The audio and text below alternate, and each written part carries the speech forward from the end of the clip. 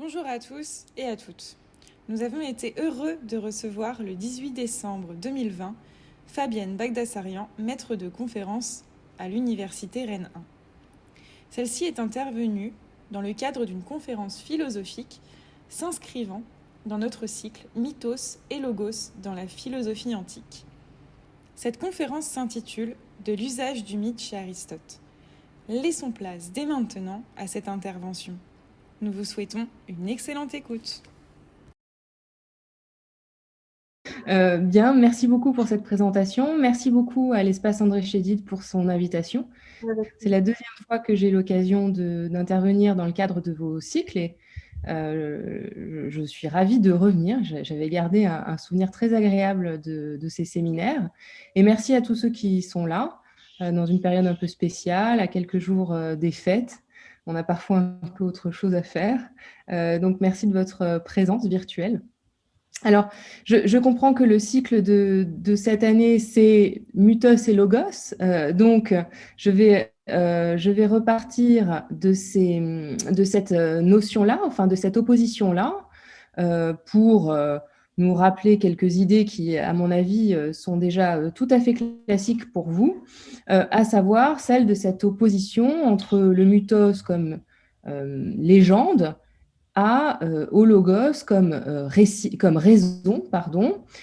C'est une opposition qui est un peu schématique et qui est beaucoup remise en cause parfois, mais elle a quand même l'avantage de dire un certain nombre de choses claires au sujet du mythos, à savoir que le mythe s'oppose au logos, non pas en tant que parole, puisque le mythe est une parole, le mythe est un discours comme le logos au sens de discours, et les deux termes dans les textes anciens sont d'ailleurs souvent interchangeables, mais le mythe s'oppose au logos dans la mesure où il s'agit de deux modes différents du discours. Du côté du mythos, une narration, souvent insensée, arbitraire, et de l'autre, du côté du logos, un discours plus démonstratif, plus rationnel, plus vérifiable. Bon. Et cette opposition du mythos au logos comme opposition de l'absurde à la raison n'est pas la seule opposition qui traverse ce couple, parce que le mythos, par définition, c'est une fable, un récit merveilleux, inventé, et donc au moins partiellement faux par rapport à un discours véridique, à un logos véridique qui dit ce qui est et qui est une représentation exacte ou supposée exacte de la réalité. Cela veut dire que le mythe contient une part d'invention, et cette invention, ce caractère fictif, c'est ce qui fait le fond de la première condamnation du mythe par un philosophe grec, qui est Xénophane, au VIe siècle avant Jésus-Christ, et qui formule contre les récits mythologiques de la tradition, ceux d'Homère, ceux d'Hésiode notamment, un certain nombre de critiques religieuses au motif que ces grands poètes décrivent les dieux tels qu'ils ne sont pas. Rien de ce qu'ils écrivent donc n'est vrai, rien de ce qu'ils décrivent n'existe réellement, dit Xénophane. Le mythe devient chez lui et est dénoncé comme une fiction, quelque chose de totalement forgé, qui invente ce qui n'est pas, des monstres mythologiques, centaures, chimères, gorgones par exemple, et qui déforme ce qui est en prêtant aux dieux, car c'est le centre très religieux de sa critique, en prêtant aux dieux des traits anthropomorphiques, faux, en prêtant aux dieux des aventures improbables, bref, en décrivant un monde totalement irréel. Et paradoxalement, cette part, dès cette époque, se distingue, ne fait pas tellement l'objet de réflexion de la part des intellectuels ou des philosophes de l'époque grecque classique. Cette part de fiction, elle est perçue, elle est dénoncée, mais on ne s'interroge pas beaucoup sur les raisons pour lesquelles elle existe, sur ses structures ou sur ses objectifs. Vernon, dans un ouvrage Mythes et société en Grèce ancienne, Vernon relevait le fait Et il expliquait qu'il était rare dans l'Antiquité qu'on aborde pour elle-même cette question de la fiction mythologique et qu'on choisissait soit de la condamner tout court, donc une fois que vous condamnez les choses, eh bien, vous n'y pensez plus, soit qu'on choisissait d'essayer de la diluer au moyen de types d'interprétation du mythe qui arrivent à expliquer que c'est fictif, mais en fait, il y a un sens caché très estimable derrière l'invention. Bon. Quelle que soit la validité générale de cette règle, il est clair qu'Aristote y fait un peu exception.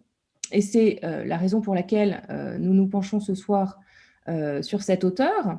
C'est-à-dire que j'ai sans doute conscience que si on parle des philosophes grecs qui se sont beaucoup interrogés sur le mythe, on ne pensera pas spontanément à Aristote, bien sûr, et on ne connaît pas dans les textes qu'on a gardés de lui, on en a beaucoup perdu, hein, mais on ne connaît pas dans les textes qu'on a gardés de lui un traitement très long du mythe, mais il formule quand même un certain nombre de remarques assez nombreuses sur la question, et elle suggère que leur auteur s'est fait une idée précise de la nature du mythe et de la fiction mythologique, et qu'il a tenté d'appréhender ce que c'était qu'une fiction mythologique, d'en cerner les structures et les motifs. D'où un certain traitement de la fiction mythique chez Aristote, où il a tout l'air, et j'espère que vous serez convaincus que c'est le cas, d'apporter une réponse à la question de savoir comment et pourquoi on ment dans les mythes. Pourquoi les mythes mentent? Cette réponse, elle est possible chez Aristote parce qu'il est capable de mettre au point, face au mythe, une méthode interprétative qui est un peu particulière, qui ne condamne pas la fiction mythique tout court sans même l'observer, sans même la regarder, et qui n'essaie pas non plus de la réduire à un discours vrai mais caché, de la réduire donc à ce qu'elle n'est pas, qui la considère pour elle-même sans dilution ni révocation. Je vais donc essayer, pour commencer, de définir avec vous cette méthode interprétative du mythe chez Aristote, pour comprendre ensuite, avec vous, comment elle autorise de sa part une réflexion sur l'irréel mythique. Et on verra plus précisément comment le mythe, une fois sa structure fictive élucidée, peut se prêter, selon Aristote, à différents usages au sein du discours philosophique, aider négativement ou positivement le discours philosophique à avancer. Alors, si on essaie de voir précisément, et que j'en viens donc à mon premier point, de voir précisément comment Aristote propose d'interpréter un mythe, la première chose qu'on peut faire, c'est remarquer que Aristote désigne toujours par mythos, selon les textes, une légende traditionnelle sur les dieux, le plus souvent, ou sur les héros, un récit inventé, merveilleux, comme les fables d'Ésope. Et il peut aussi décrire par mythos ce qui relève de la rumeur. Bon. Le terme recouvre donc des emplois chez lui qui sont assez courants et assez convergents. Le mythos, c'est une parole ou un récit d'un très faible degré de crédibilité qui s'oppose à la rationalité du logos et qui s'oppose aussi à la réalité des faits. Dans le premier cas, on peut constater qu'Aristote oppose de manière récurrente le mythe et les discours démonstratifs qui visent à la connaissance. Dans le second cas, dans l'opposition du mythe aux faits, on peut remarquer cette formule qu'Aristote fait en passant et qui est très révélatrice. À un moment d'un traité biologique, il évoque la fable des pygmées. Homère parle de pygmées et il explique que les raisons biologiques permettent tout à fait d'envisager qu'il y ait des pygmées, que des pygmées existent, même s'il n'en a pas rencontré. Et il conclut, donc, ce n'est pas un mythe. Ce qui veut donc bien dire que mythe est le nom qu'on donne au discours de ce qui n'existe pas. Donc, ces fables, ces mythes sont le plus souvent faux et irréels, mais Aristote prête néanmoins à ces récits une attention qui dévoile une méthode interprétative assez particulière. on a souvent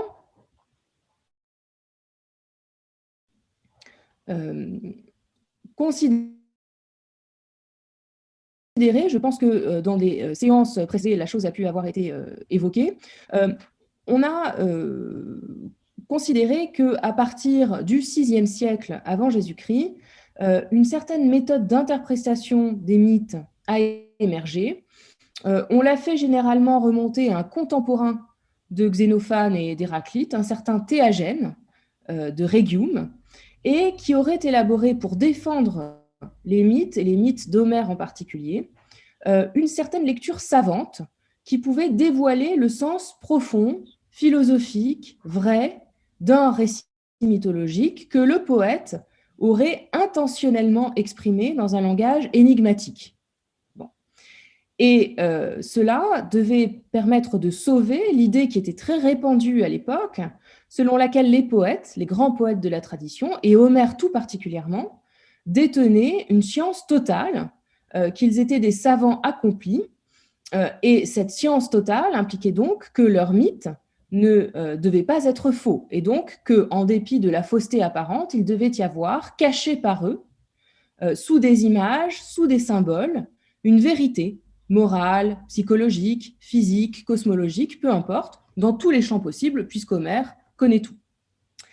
Cette lecture allégorique, cette interprétation des mythes, c'est ce qu'on appelle une lecture allégorique des mythes. Elle repose sur l'idée que les poètes avaient une intention véritable de cacher leurs pensées et qu'ils se sont donc exprimés de manière oblique. Cette idée-là, cette lecture-là, Aristote la connaît.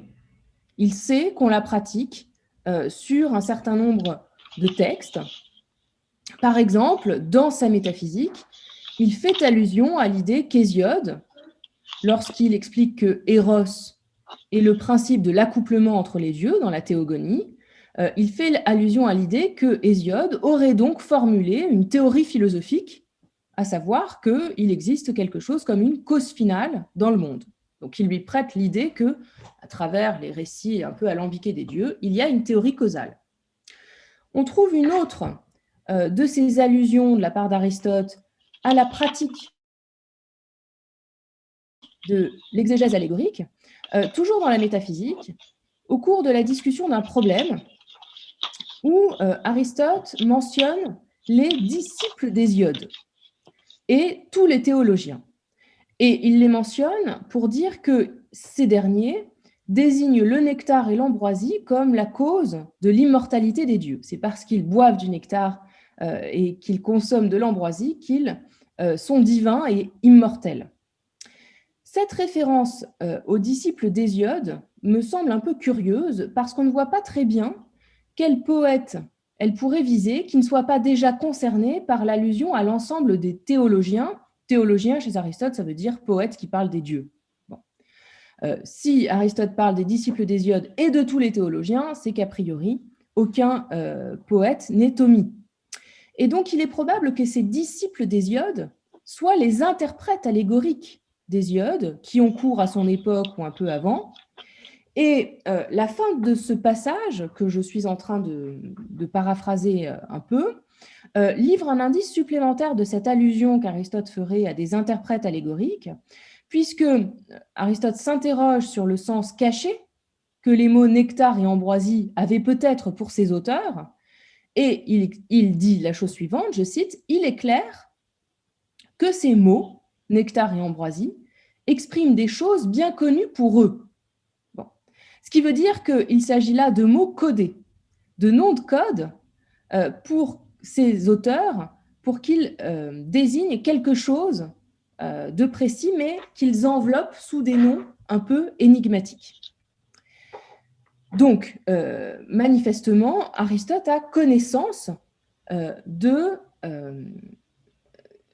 cette tendance à interpréter allégoriquement les mythes. Mais il est clair qu'il manifeste aussi une certaine réticence face à ces interprétations.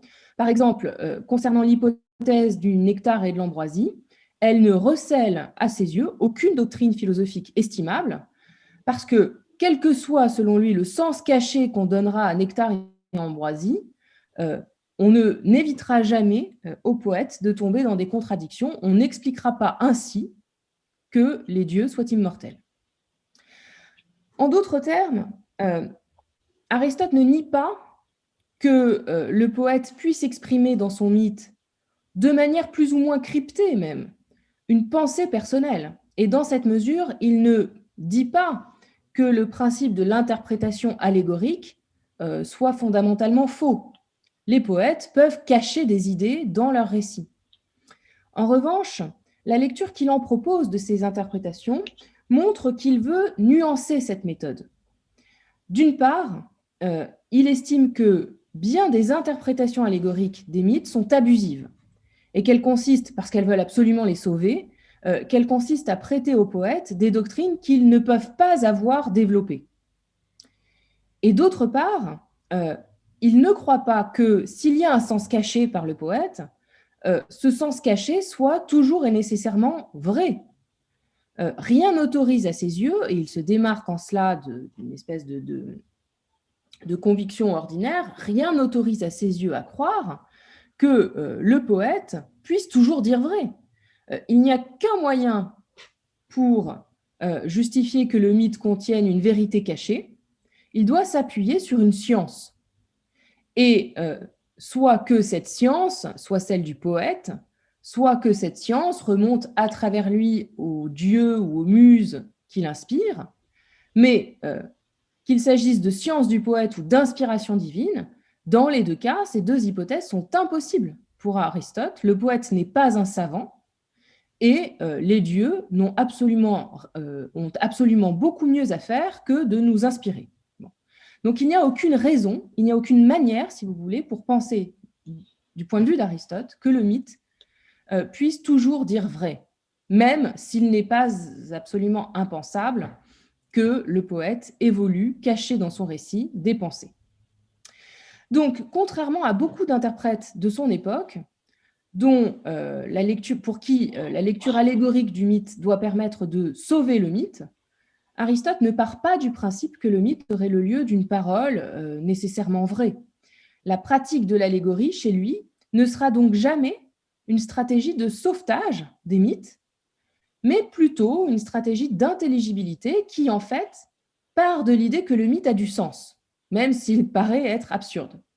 Part de l'idée que le mythe a du sens, et donc on va essayer de trouver ce sens, mais on ne fait pas l'hypothèse que ce sens est toujours une vérité. Et de cette manière, Aristote porte sur le mythe un regard assez particulier, puisqu'il n'est pas aveugle à la part d'irréalité qui caractérise le mythe ou à la part de fausseté. Il ne croit pas qu'il dise toujours vrai, mais il ne croit pas non plus qu'il soit dépourvu de sens et de raison. Et donc, il ne réduit pas immédiatement les fictions mythologiques ni à l'expression codée d'une vérité, ni à de pures inventions sans raison. Et donc, il est porté à les regarder pour elles-mêmes et à essayer de comprendre d'où elles viennent et ce qu'elles veulent dire. Surtout, et c'est une autre originalité de la méthode aristotélicienne d'analyse des mythes, c'est qu'il ne réduit pas l'interprétation allégorique des mythes à sa forme intentionnelle. C'est-à-dire qu'il ne réduit pas cette méthode d'interprétation des mythes à l'idée que le poète aurait intentionnellement, délibérément, caché du sens dans son poème. Il admet que beaucoup de mythes recèlent un sens caché, mais il ne dit pas, il ne croit pas que ce sens caché soit toujours du fait du poète, mais parfois malgré lui. Il envisage en fait que le mythe puisse véhiculer une parole sans âge, plus ancienne encore que celle qu'expriment les poètes intentionnellement, et tout à fait indépendante d'un quelconque projet expressif de sa part. En d'autres termes, il fait l'hypothèse que les mythes sont l'écho assourdi, l'écho affaibli d'une pensée antédiluvienne. bien antérieure au mythe, au poète qui la recueille et qui brode autour un récit. Et de cette approche, on va pouvoir, qui est très originale pour l'époque, de cette approche, on va pouvoir déduire comment Aristote définit le mythe et comment il définit la part de fiction qui le caractérise. Le texte dans lequel Aristote livre les développements les plus explicites sur la nature du mythe contient une analyse allégorique originale, comme je viens de le décrire, qui ne conduit pas seulement à déterminer le sens caché d'une légende, mais qui va en faire un certain éloge. C'est un texte qu'on trouve dans la métaphysique, où Aristote croit retrouver, au fond d'un mythe ancestral, une conception théologique qu'il estime vraie, honorable, parce qu'elle elle identifie les dieux à des causes de phénomènes célestes, et donc à des êtres ontologiquement très élevés. Je vais lire ce texte, je vais le lire une première fois avec vous, et nous allons le relire à de multiples reprises, parce que nous allons voir qu'on peut le lire à plusieurs étages et progressivement en déduire différents types d'éléments pour essayer de préciser notre projet. Je lis donc le passage. Depuis la plus haute antiquité, une tradition livrée à la postérité sous la forme d'un mythe enseigne que ces êtres sont des dieux, ces êtres causes célestes, enseigne que ces êtres sont des dieux et que le divin enveloppe la nature entière. Quant au reste, c'est sous une forme mythique qu'il a ensuite été ajouté pour persuader le peuple et pour servir les lois et l'intérêt commun. On dit en effet que les dieux ont forme humaine et qu'ils sont semblables à certains autres animaux, à quoi l'on ajoute d'autres propos conformes et presque semblables à ceux-ci qu'on a tenus. Je referme la citation. Bon. Alors la suite de ce texte va révéler que ces dieux traditionnels, une fois correctement interprétés, présentent des affinités qu'Aristote juge formidables avec la manière dont lui-même conçoit les dieux. Ce qui veut dire que ces dieux traditionnels préfigurent les dieux philosophiques qu'il défend. C'est de ces affinités avec sa propre philosophie, avec une doctrine philosophique, que découle à ses yeux le fait que le mythe dise vrai. Il dit vrai parce qu'il dit des choses que la philosophie confirme. Et le passage exprime donc, dans une certaine manière, une valorisation de la tradition au motif que la pensée qu'elle exprime est non seulement vraie, mais en accord avec la doctrine philosophique d'Aristote. Mais si tel est le cas, ce n'est pas en raison, du point de vue d'Aristote, de la perspicacité des poètes, car le sens caché et vrai que contient cette tradition mythologique n'est pas du tout leur œuvre. La suite du passage, la suite immédiate du passage, montre en effet que cette conception vraie doit être associée à une certaine lecture de l'histoire du développement des arts et des sciences. Je lis un passage de la suite. Puisque, selon toute vraisemblance, chaque art et chaque philosophie ont autant que possible été découverts à plusieurs reprises et de nouveau perdus, ces opinions ont été conservées comme des vestiges jusqu'à nos jours. Fin de citation. Aristote témoigne ici de son adhésion à une idée qu'on trouve en partie chez Platon, selon laquelle l'humanité est soumise à un développement cyclique, entrecoupé de catastrophes qui la détruisent presque entièrement, en même temps qu'elles font disparaître la civilisation et les sciences que les hommes sont parvenus à ce stade à développer. Donc régulièrement, on a des séismes de très grande ampleur, des déluges épouvantables qui détruisent quasiment tous les hommes et font disparaître quasiment tout le savoir dont ils disposaient. Et à cette idée, Aristote ajoute qu'au sein de chaque cycle, c'est-à-dire entre deux catastrophes, les hommes développent progressivement toutes les sciences jusqu'à leur paroxysme, et une fois ce laps de temps de développement de la civilisation et des sciences, eh bien, la Terre a son rythme et une nouvelle catastrophe arrive, fait tout disparaître, et plonge les survivants dans un état de dénuement, dans un état d'ignorance, qui les contraint à recommencer tout un cycle au cours duquel ils vont redécouvrir toutes les choses qui ont déjà été découvertes par les anciens, reparvenir à un paroxysme scientifique, puis redisparaître sous les assauts de la famine, des guerres, des séismes, etc. Bon.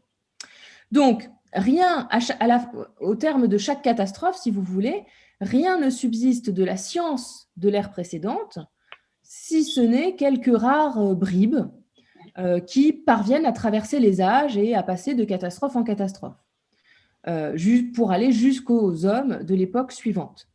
Ces éléments de science peuvent s'être déposés, dit Aristote, dans des proverbes. Un proverbe, c'est une formule tellement courte qu'elle se mémorise suffisamment pour qu'elle puisse traverser les époques. Ces bribes de science, elles résident aussi dans les mythes. Et ce sont donc ces bribes de science d'une ère antédiluvienne qu'Aristote croit pouvoir retrouver ici au fond d'une tradition mythologique qui aurait posé, comme lui, que les dieux étaient des substances premières, causes des phénomènes célestes. Cette exégèse allégorique, très particulière, vous le voyez, nous apprend quelque chose sur la manière dont Aristote conçoit le mythe. Dans la mesure, en effet, où la pensée que le mythe véhicule est indépendante de l'intention du poète, elle vient des âges passés, on comprend que cette vérité est étrangère à la forme poétique, à la manière de l'exprimer, et donc qu'elle n'a rien à voir avec le fait de l'exprimer de manière énigmatique. Ce n'est pas une vérité exprimée de manière énigmatique, c'est une vérité recueillie sur laquelle le poète brode. Plus précisément, Aristote donne des indices qui montrent qu'il conçoit le mythe comme le produit de l'association entre deux éléments qui sont hétérogènes. D'une part, un fond qui n'a rien de mythique et qui consiste, comme on vient de le voir, en une pensée savante et très ancienne qui a survécu aux catastrophes. D'autre part, une forme expressive, poétique, à laquelle Aristote semble identifier ce qu'il y a de vraiment mythologique dans le mythe, c'est-à-dire de fictif. Et dans ce passage, il réduit en fait le mythos à une question de forme. Je relis avec vous un tout petit bout. Quant au reste, c'est sous une forme mythique qu'il a ensuite été ajouté. Et forme mythique, qu'est-ce que ça veut dire pour lui? Les dieux ont forme humaine ou ils sont semblables aux animaux. Ça, c'est de l'invention, c'est de la fable. Donc, le mythe ici a l'air d'être identifié par Aristote à la forme inventive et merveilleuse du récit. Et cette forme, il souligne qu'elle est chronologiquement postérieure et structurellement indépendante de la conception très ancienne à laquelle elle est venue s'ajouter. Alors, bien sûr, Aristote admet que cette tournure mythique puisse accueillir comme en supplément la pensée du poète. Rien n'empêche que le poète puisse ajouter aussi des idées qui viennent de lui. Et rien n'empêche qu'elles soient fausses, ces idées-là. Bon. Mais cela ne semble pas être la nature première ni la fonction première de la tournure mythique. Le mythe est fondamentalement une forme merveilleuse, fictive pour Aristote, qui n'est ni toujours ni nécessairement associée à l'expression codée d'une pensée de fond. Et donc, savoir interpréter le mythe pour Aristote, ce ne sera pas décoder, ce sera faire abstraction de la forme, séparer, non pas décrypter, mais séparer la forme du fond. Cette définition du mythe trouve une confirmation dans des textes assez nombreux où Aristote n'envisage pas le mythe de manière allégorique, c'est-à-dire comme abritant un sens caché, intentionnel de la part du poète ou pas, mais où il envisage le mythe à partir d'une autre méthode qui avait également cours à son époque, une méthode rationaliste qui était développée dès l'Antiquité. Cette méthode postule que le mythe cache non pas une pensée vraie ou une pensée tout court, mais un fait, un événement historique. Et évidemment, si le mythe est un récit, on peut parfaitement concevoir, c'est normal si vous voulez, c'est dans le sens possible du mot, on peut parfaitement concevoir qu'il soit l'écho affaibli d'un fait, la rumeur qui porte un événement jusqu'à nous. Et donc il arrive qu'Aristote envisage le mythe comme l'indice plus ou moins clair d'un fait passé. Parfois, l'éloignement n'est pas dans le temps, mais il est dans l'espace. Et le mythe est l'écho affaibli d'un fait lointain dans l'espace. Et le mythe traduit un fait exotique, non pas très ancien, mais exotique, dont la déformation merveilleuse repose sur le fait qu'il se situe très loin. Bon. C'est le cas, par exemple, de la mer morte. Il circule des récits, dit Aristote, au sujet d'une mer très salée dans laquelle on flotte. Évidemment, Aristote n'y est pas allé, il n'est pas allé faire du tourisme jusque-là. Et ces récits, Aristote les manipule avec précaution, mais le fond lui en semble acceptable, c'est-à-dire qu'il lui semble probable que la salure de la mer puisse atteindre ces niveaux. Je lis un petit passage où il en parle. S'il y a, comme certains le racontent, donc comme certains en font le mythe, en Palestine, un lac tel que, si quelqu'un y jette, après les avoir ligotés, un homme ou une bête de somme, ceux-ci flottent et ne s'enfoncent pas dans l'eau. Donc vous voyez qu'il fait référence à un mythe qui est ici le récit d'un fait, et d'un fait lointain dans l'espace, et ça aurait pu être dans le temps, mais l'exemple ici était plus clair. Parfois, ce n'est pas un fait lointain qu'Aristote retrouve dans le mythe, mais une multiplicité de faits menus, tout petits, très rares, qui peuvent passer inaperçus. Et leur intégration à un récit mythologique n'est pas la conséquence, du coup, ni de leur ancienneté, ni de leur exotisme, mais le produit de la fantaisie humaine. Bon. Par exemple, il mentionne toutes sortes de petites fables qui circulent autour des poissons ou des choses de ce genre-là. Bon. Quelle que soit, en tout cas, la nature du fait, passé ou présent, proche ou lointain, que le mythe peut contenir et que l'interprète peut exhumer, l'adhésion d'Aristote, en bien des endroits, au postulat de cette méthode rationaliste, engage une définition du mythe conforme à celle qu'on a vue précédemment, puisque si le mythe peut parfois exprimer en la déformant une vérité factuelle, c'est qu'il est une chose composite. À son fondement factuel, à l'événement ou au fait qu'il véhicule, viennent se joindre des fantaisies, des merveilles, des inventions qui constituent la part proprement mythique du récit, qui lui donne son caractère fabuleux, qui lui valent le nom de mythos. Et donc, même dans ce cas, même lorsque dans le mythe, le fond n'est pas une pensée mais un fait, il se greffe toujours sur lui comme une forme qui recouvre un fond, des habits mythologiques qui se caractérisent par l'invention et le merveilleux. Alors, cet excursus par la méthode aristotélicienne d'interprétation des mythes était nécessaire parce que nous savons à présent un certain nombre de choses. Nous savons que le mythe est pour Aristote l'alliance d'un fond et d'une forme. Nous savons aussi que la plupart du temps, ce fond ne vient pas du poète, mais d'une ancienne sagesse ou d'un fait très lointain, auquel une forme mythologique s'ajoute.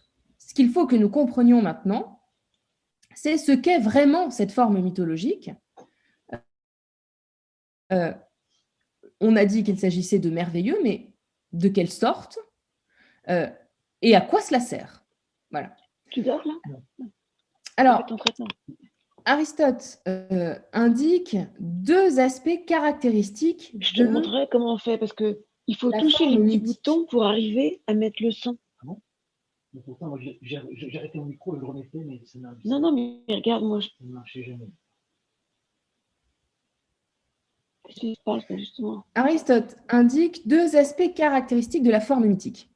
Le premier aspect de la forme mythique tient à son caractère narratif. Tu bouges ça. Aristote souligne là un point qui n'a rien qui puisse vraiment étonner. Le mythe, Et là, regarde. c'est l'une des propriétés qui font que le mythe s'oppose au logos, c'est-à-dire que le logos est une démonstration, Et ça, une argumentation, et le mythe, c'est un récit, une narration.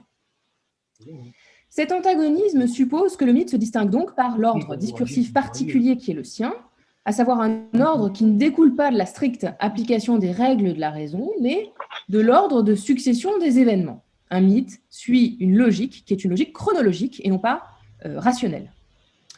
Le second aspect caractéristique de la forme mythique consiste dans le merveilleux. Et c'est ce qui lui donne évidemment sa coloration particulière, son caractère de fiction.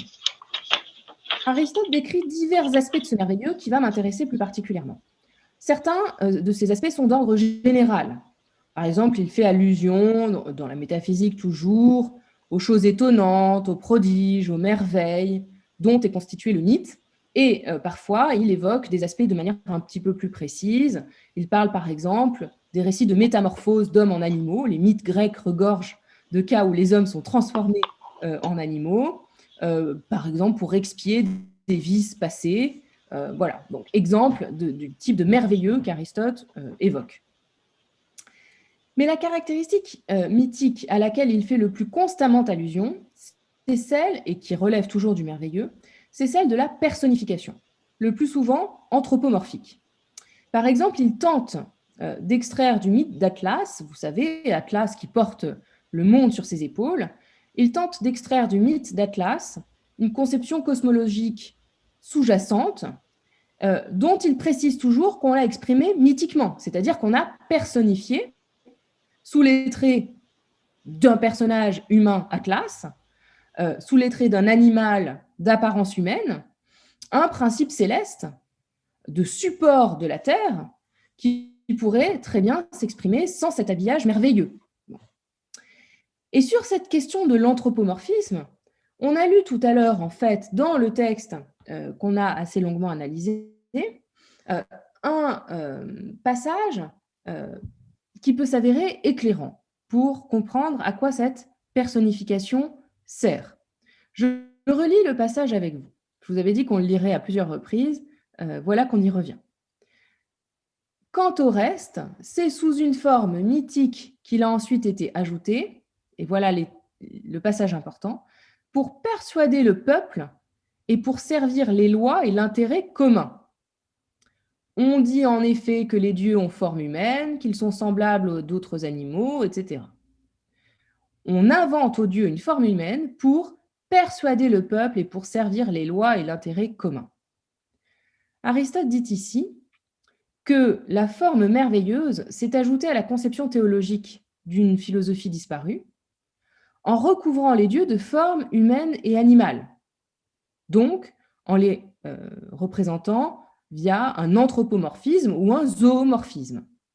Cela est évidemment contraire à la raison du point de vue d'Aristote. Les dieux sont parfaits et on ne va pas leur prêter des propriétés d'êtres imparfaits, mortels par exemple, comme les animaux et les hommes. Mais ce texte nous enseigne autre chose. Il nous dit que le merveilleux mythologique, l'anthropomorphisme ici, peut répondre à des objectifs qui nécessitent d'en passer par la fiction. Aristote a évoqué deux objectifs, l'un d'ordre affectif, l'autre d'ordre politique. Le premier, le motif affectif, suggère que le mythe peut viser une modification des affects, qu'il peut exprimer et plaire. Il doit flatter, il doit plaire. Plaire, c'est l'une des finalités de la forme mythique. Et c'est ce que le caractère narratif permet d'atteindre. Tout le monde aime entendre des histoires. Raconter des histoires est une chose qui plaît à tout le monde. Donc le mythe, la forme mythique vise le plaisir en faisant un récit, mais elle vise aussi le plaisir en habillant son récit de toutes sortes d'aventures et de caractéristiques merveilleuses et absolument extraordinaires qui font plaisir. Donc, il y a cette idée qui n'est pas une idée nouvelle, que la forme mythologique a un impact sur nos passions, sur nos affects, ça nous fait plaisir, ça nous remue, ça nous fait des choses de les entendre. Aristote est conscient de cela. Son originalité vient plutôt du fait qu'il n'y voit pas, malice. Il a conscience que le récit mythique a une vertu enchanteresse, agit sur notre part affective, mais il n'y voit rien de répréhensible. Ce n'est pas mauvais, si vous voulez, d'agir sur nos affects de cette manière. Et il donne raison à Homère, qui est-il d'ailleurs de mieux placé sur le sujet, en disant que on prend plaisir à écouter les Aèdes, que c'est la meilleure manière d'occuper son temps. Les Aèdes, ce sont ceux qui récitent les mythes homériques.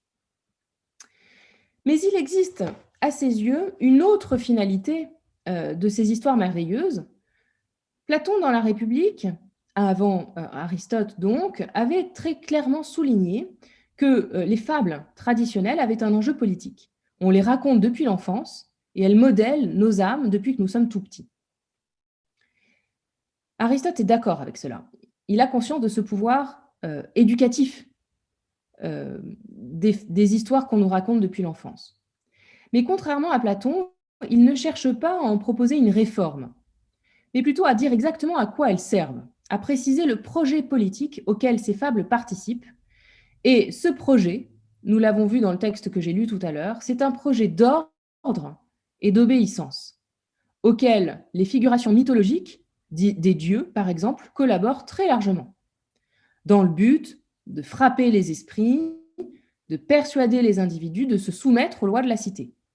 On vient de le lire, hein. Les représentations anthropomorphiques et zoomorphiques des dieux ont été ajoutées pour persuader le peuple et servir les lois et l'intérêt commun.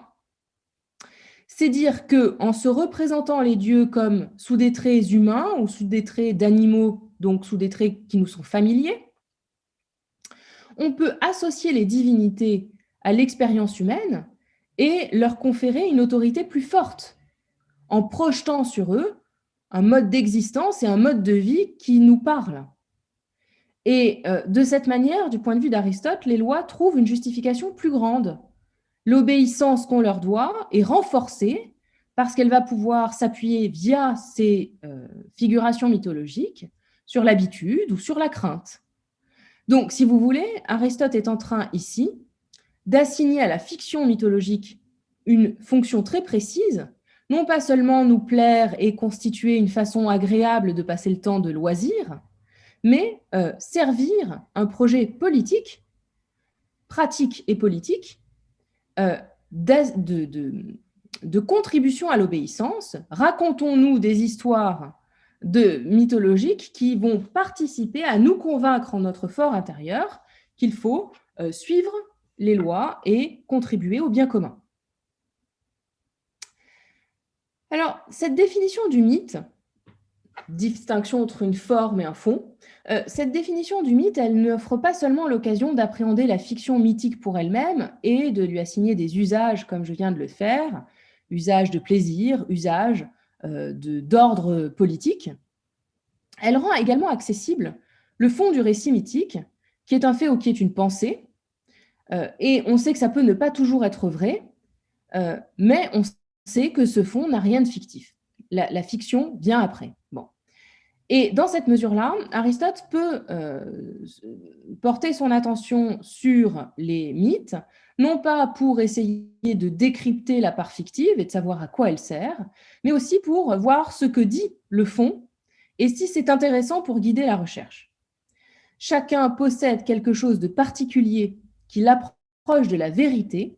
Voilà une citation d'Aristote. Et donc, il ne dédaigne pas de regarder les mythes, le fond mythique, hein, le fond du récit, pour voir s'il n'y a pas quelque chose qui peut l'aider dans sa recherche. Et donc, le fond du mythe peut lui aussi se voir assigner un emploi dans le discours philosophique, et cet emploi va évidemment dépendre de sa valeur de vérité. S'il dit vrai, il va pouvoir jouer le rôle d'un indice ou d'un témoignage en faveur de la doctrine aristotélicienne. S'il dit faux, alors il servira de contre-exemple, et baliser les erreurs, c'est aussi, du point de vue d'Aristote, une façon d'avancer vers la vérité. Mais comment déterminer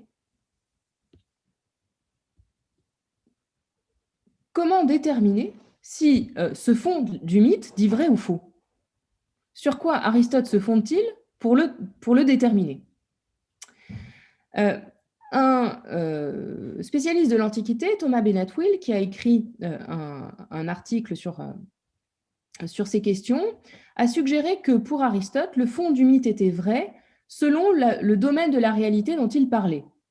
Et plus précisément, qu'il était systématiquement rejeté par Aristote, lorsqu'il prétendait parler de la nature, du cosmos, des causes du monde, tandis qu'Aristote pouvait admettre la doctrine exprimée dans le mythe si elle portait sur le domaine de compétence du mythe, c'est-à-dire les dieux. Bon. Ce jugement est peut-être exact et à mon avis, on peut l'étendre. Comme il en va pour tout discours, la vérité du fond mythique se définit en fonction de la correspondance entre une part subjective et une part objective, entre la pensée qu'il traduit et la réalité sur laquelle il porte.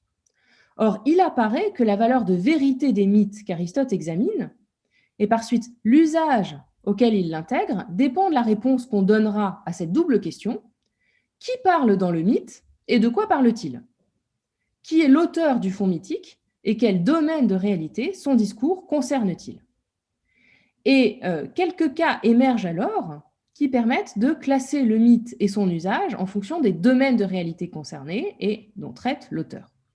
Le cas le plus courant, et j'en aurai pas pour très longtemps, le cas le plus courant concerne les mythes dont Aristote dit qu'ils disent vrai et qu'il utilise alors en guise d'illustration ou de confirmation de sa doctrine. Et on peut repérer 3 domaines.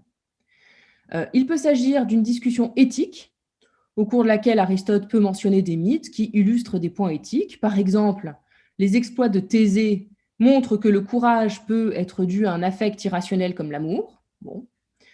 Le mythe peut également illustrer des réflexions politiques. La fable du bannissement d'Héraclès par les Argonautes montre que l'égalité est quelque chose de crucial dans un régime démocratique. Et dans ces 2 cas, éthique ou politique, Aristote sacrifie à une habitude de son époque de chercher chez Homère une forme de sagesse, et donc il fait très aisément référence à des mythes. Mais en fait, parfois, même les recherches physiques ou biologiques peuvent s'y référer. Par exemple, Héraclès toujours est pris en exemple de la possibilité que certains hommes aient des enfants qui soient tous du même sexe. Bon. Au sujet de tous ces mythes, Aristote considère que leur auteur est soit la pensée commune, dans le cas de mythes populaires et locaux qui sont anonymes, si vous voulez, soit le poète qui les a formulés, si on peut trouver un auteur. Et ces auteurs disent tous une vérité. Pourquoi? Parce que le domaine de réalité dont ils parlent leur est amplement accessible à un homme ordinaire. Ces mythes illustrent des faits qui appartiennent à l'existence humaine, dont ils traduisent un aspect particulier, éthique, politique, ou des questions de lignée et de reproduction. Toutes sortes de choses dont on peut tous faire l'expérience, soit soi-même, soit autour de soi-même. Et donc, ces phénomènes-là concernent des particularités qui sont accessibles à des esprits ordinaires, si vous voulez. Et c'est la raison pour laquelle ces mythes, du point de vue d'Aristote, peuvent dire vrai, parce qu'ils parlent de quelque chose d'accessible à un esprit ordinaire, un peu perspicace, et qui peut véhiculer des observations fines sur une réalité accessible. Il n'en va plus de même des mythes qu'Aristote ne mentionne que pour en critiquer le fond théorique. Les auteurs, généralement, sont les mêmes, ce sont les anciens poètes, et Aristote juge bon de mentionner leur opinion, ce qui ne doit pas nous étonner parce qu'il considère que repérer les erreurs des autres, je le disais à l'instant, est une bonne manière de commencer une recherche pour ne pas y tomber, bien sûr. Et la fausseté des opinions de ces mythologues ne dissuade donc pas d'examiner leurs opinions. Et cette fausseté tient au domaine de réalité sur laquelle ils prétendent parler. D'une part, ils parlent de ce qui n'est pas disponible à une expérience quotidienne ou aisée. Par exemple, les astres, le mouvement des planètes, tout cela est bien trop éloigné pour qu'un homme, qui n'est pas philosophe en plus, mais poète, en fasse une expérience fiable. Ou alors, il parle de phénomènes très petits, très fugaces, qui exigent une acribie dans l'observation, dont sont absolument incapables ceux dont le travail, c'est de plaire et non pas de connaître, c'est-à-dire les poètes. D'autre part encore, chacune de ces opinions mythiques qu'Aristote convoque pour les rejeter se signale par une particularité qui les rend intéressantes aux yeux d'un philosophe et nécessairement fausses. à savoir que ces opinions sont explicatives. Elles ne véhiculent pas un fait, elles donnent la cause d'un fait. La chose est très claire au sujet du mythe d'Atlas dont je parlais tout à l'heure. Aristote l'examine à plusieurs reprises et il montre que c'est une façon mythologique d'expliquer pourquoi les astres ne tombent pas. Pourquoi ou alors pourquoi ils se meuvent au sens où Atlas les ferait bouger. Bon. Ce sont des opinions mythiques qui essaient de dire les causes de certains phénomènes cosmologiques. Et du point de vue d'Aristote, leurs auteurs poétiques ne peuvent absolument pas découvrir des causes, parce qu'ils ne sont pas philosophes et que la découverte de la cause est le propre de la philosophie. On voit dans cette mesure que Aristote non seulement arrive, et je conclus là, qu'Aristote non seulement arrive à accorder une certaine attention à la forme proprement mythologique des récits traditionnels et à assigner une fonction à cette fiction, fonction affective de plaisir, fonction politique de soumission et d'obéissance, mais que dans cette mesure, puisqu'il arrive à distinguer forme et fond, il peut aussi isoler quelque chose qui gît au fond du mythe, qui peut représenter une pensée ou un fait, et qui n'a pas de raison d'être toujours vrai, mais qui est dans tous les cas toujours un indice pouvant guider la recherche. Indice fiable s'il était accessible à des hommes ordinaires, peu philosophes, indice beaucoup plus douteux s'il relève d'une posture philosophique qui est par définition inaccessible à des poètes qui ne sont ni des hommes inspirés, ni des savants. Je vous remercie beaucoup pour votre attention.